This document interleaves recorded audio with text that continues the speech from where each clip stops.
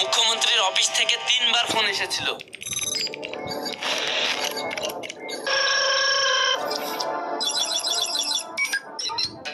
হ্যাঁ, কিন্তু খতম বড় বাবু, খুনিকে পেয়ে গেছি।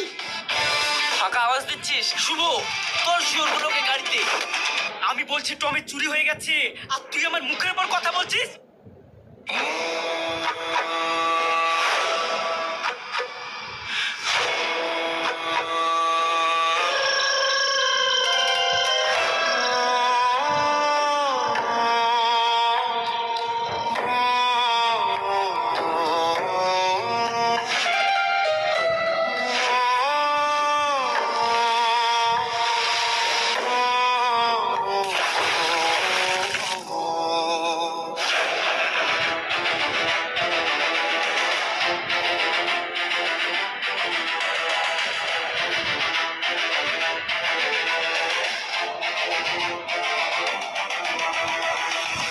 সবাই শুনুন, শহরের মাঝখানে একটা মেয়েকে খুন করা হয়েছে। মুখ্যমন্ত্রীর অফিস থেকে 3বার ফোন এসেছিল।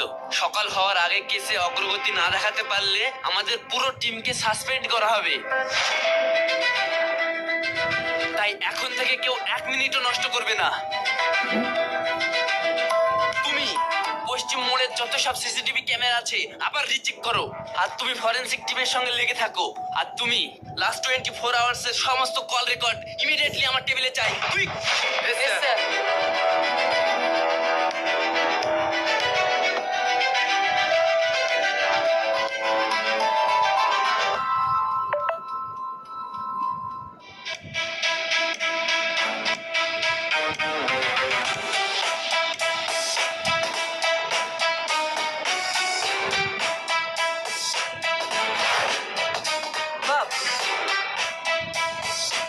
হ্যাঁ বলুন, কি হয়েছে? বাবা, একটা অভিযোগ লিখাতে এসেছি। কি অভিযোগ? আমার চাঁদির একটা তসবি চুরি হয়ে গেছে। এমনি হাগার টাইম পসে নেওয়া তসবি খুঁজতে হবে? কত টাকা তসবি? টাকার দাম জানি না বাবা, ও অনেক বছর আগে বানানো হয়েছিল। 1000 টাকা? 1500? 2000? দাম কত ছিল সেটা আমার মনে নেই, কিন্তু ওটার দাম টাকা দিয়ে মাপা যাবে না। আপনি বুঝতে পেরেছেন আপনি কোথায় এসেছেন?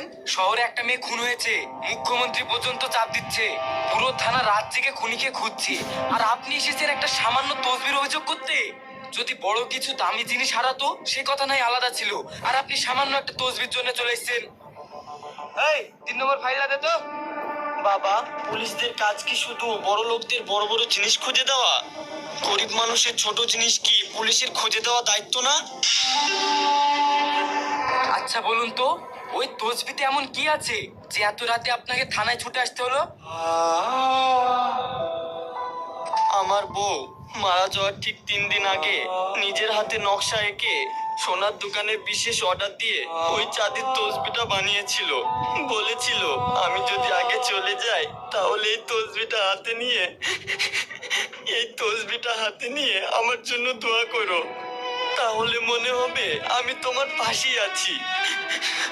ও চলে গেছে, কিন্তু আমি প্রত্যেক দিন ফজরের নামাজের পরে ওই তসবি হাতে করে ওর জন্য দোয়া করি। আজ সকালেই দেখি ওই তসবিটা আর নেই, কেউ চুরি করে নিয়ে চলে গেছে। আপনাদের কাছে হয়তো এটা একটা চাঁদের তসবি, কিন্তু আমার দাদুর কাছে এটা আমার দাদির শেষ ছোঁয়া, শেষ স্মৃতি, শেষ ভালোবাসা। আবেগ দিয়ে তদন্ত হয় না, এখন আমাদের সময় নেই, আপনারা পরে আসুন।